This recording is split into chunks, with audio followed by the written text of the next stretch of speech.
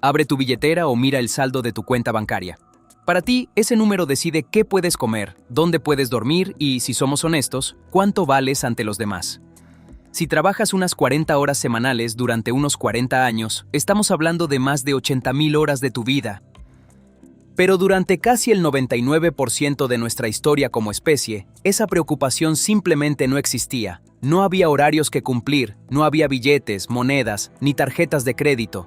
Según el reporte State of the Global Workplace 2026, el 64% de la población mundial vive desconectada de su empleo, y un 40% sufre de estrés crónico diario. No solo trabajamos más horas que nuestros ancestros, sino que lo hacemos con un costo emocional inmenso. ¿Y si nuestros antepasados no pasaban el día trabajando para ganar dinero? ¿Cómo obtenían lo que necesitaban? Muchos piensan solamente en el trueque. Yo intercambio mis manzanas por tus naranjas. Pero según las investigaciones del antropólogo David Graeber, la idea de que el dinero nació para solucionar los problemas que generaba el trueque es en realidad un cuento de hadas que nunca existió. Ningún antropólogo ha encontrado jamás una sociedad que funcionara de esa manera, en ningún lugar del mundo, ni en ningún momento de la historia. Graeber descubrió que en la antigüedad, la economía no se basaba en intercambios ocasionales entre desconocidos, sino en vínculos de confianza similares a los que existen hoy en día entre vecinos. Si Enrique necesitaba zapatos y José los tenía, José no pedía manzanas a cambio, se los daba solo porque eran vecinos y porque se conocían. Esto funcionaba porque vivían en un mundo en el que no existían los policías ni se redactaban contratos. La reputación que tenías lo era todo, y era lo que te protegía. Y esto no era solo entre dos vecinos, era el tejido entero de la comunidad. Si eras conocido por dar cuando tenías de sobra, la gente te ayudaba cuando no tenías nada. Si eras conocido por acumular y no compartir, quedabas solo. Y quedarse solo en ese mundo era una sentencia de muerte. Graeber llamó a estas sociedades economías humanas. Y lo que las sostenía no era la acumulación de bienes, sino la creación y el mantenimiento de relaciones entre las personas. Creo que estamos tan acostumbrados a ponerle precio a todo que la idea de aportar según las posibilidades de cada persona y confiar en que la comunidad responderá cuando sea necesario puede resultarnos difícil de comprender. Y sin embargo, durante la mayor parte de la historia humana, las sociedades funcionaron bajo lógicas muy distintas a las que hoy damos por sentadas. Lo que existía antes del dinero era algo mucho más complejo de lo que creíamos. Era un sistema profundamente humano y en muchos aspectos hasta extraño para nuestros estándares. Para comprender cómo funcionaba realmente, tenemos que mirar los números. El antropólogo Marshall Salins analizó datos de sociedades cazadoras-recolectoras de 4 continentes distintos y encontró una y otra vez el mismo patrón. Los humanos dedicaban entre 15 y 20 horas semanales a obtener lo necesario para vivir. El resto del tiempo les quedaba libre.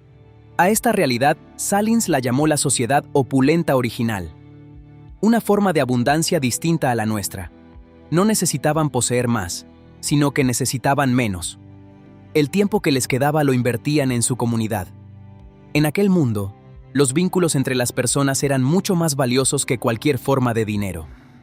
Si esta semana la caza había sido buena y tenías carne de sobra mientras tu vecino no había tenido suerte, compartías parte de lo que tenías sin esperar nada a cambio.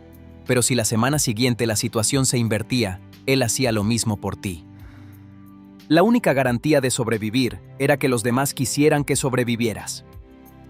Sin embargo, sí existían objetos que circulaban de mano en mano y que funcionaban como una especie de dinero. Solo que no servían para comprar bienes. El antropólogo Marcel Mauss documentó que objetos como conchas perforadas, plumas, dientes de animal y objetos de adorno viajaban kilómetros entre grupos distintos, pero no para pagar deudas comerciales. Servían para sellar matrimonios, resolver disputas entre familias o consolar a alguien que había perdido a un ser querido. No tenían precio, pero tenían significado. Las primeras formas de dinero no compraban cosas, gestionaban relaciones entre personas. Y si eso te parece extraño, espera a escuchar lo que hacían algunos jefes cuando acumulaban demasiada riqueza. Lo que hacían con ella no tiene ningún sentido o lógica para nosotros. Olvida todo lo que crees saber sobre ser rico y escucha esto. En el noroeste de América, entre los pueblos de la costa del Pacífico, existía una ceremonia llamada potlatch. Allí, los jefes no competían por acumular riqueza, sino por ver quién era capaz de desprenderse de ella con mayor espectacularidad. Regalaban pieles, alimentos y objetos de cobre que valían fortunas, y en los casos más extremos, quemaban sus posesiones más valiosas frente a sus rivales. Como documentó Marcel Mauss, en estas sociedades dar era una demostración de superioridad. El rango no se definía por lo que se poseía, sino por la capacidad de desprenderse de ello. El que acumulaba sin dar perdía su honor ante la comunidad. Y este patrón no era aislado. Mauss lo documentó en culturas de Polinesia, Melanesia y el noroeste de América. En todas partes aparecía la misma lógica. La generosidad no era una virtud, era la moneda del poder. Y entonces nos preguntamos, si durante cientos de miles de años los humanos vivieron sin dinero, sin deudas y sin acumulación, ¿cómo llegamos hasta aquí?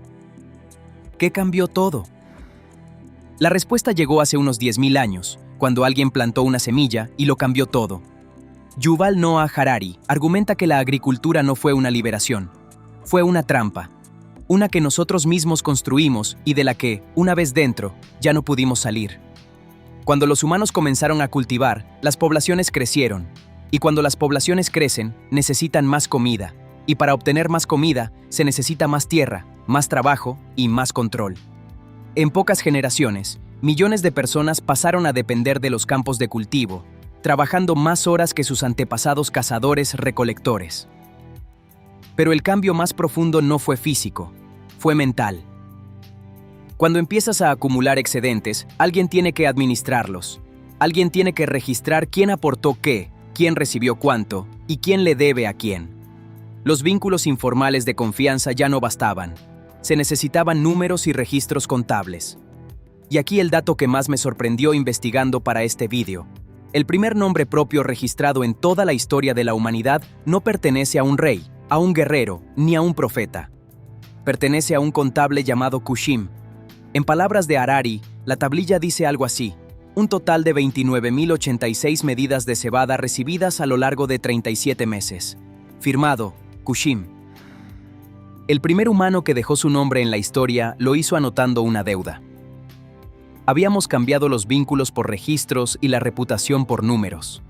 Las obligaciones morales de ayuda mutua que habían sostenido a nuestra especie durante cientos de miles de años comenzaron a transformarse en cifras grabadas sobre arcilla.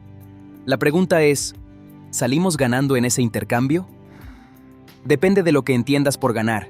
Piensa en tu última semana. ¿Cuántas horas pasaste trabajando a cambio de dinero? ¿Y cuántas has dedicado a las personas que más quieres? Nuestros ancestros cazadores-recolectores dedicaban entre 15 y 20 horas semanales a sobrevivir. El resto del tiempo era suyo. No tenían jefes ni cuentas bancarias. No había deuda que pagar a fin de mes. Tenían algo que nosotros hemos convertido en lujo: tiempo. Y ese tiempo lo invertían en las personas de su comunidad y su estatus lo definía su reputación. Nosotros, en cambio, tenemos un sistema distinto. Un sistema donde el valor de una persona se mide por lo que produce, por lo que acumula y por el número que tiene en su cuenta bancaria. Este sistema nos ha dado cosas que nuestros ancestros nunca tuvieron. Nos dio la medicina moderna, la tecnología que nos facilita la vida y hasta hemos conseguido hasta cierta medida seguridad alimentaria. Pero también nos ha quitado algo. Cambiamos el tiempo que teníamos por productividad, la reputación por el saldo de una cuenta y los vínculos por contratos. Los humanos antiguos no tenían menos que nosotros, al menos no en el sentido en que solemos entenderlo. Eran expertos en su mundo. Un mundo que funcionó sin dinero, sin deudas y sin contratos durante 300.000 años. El nuestro lleva 10.000. No te puedo decir si es progreso o si es el precio que pagamos por él. Dímelo tú en los comentarios. ¿Ganamos o perdimos?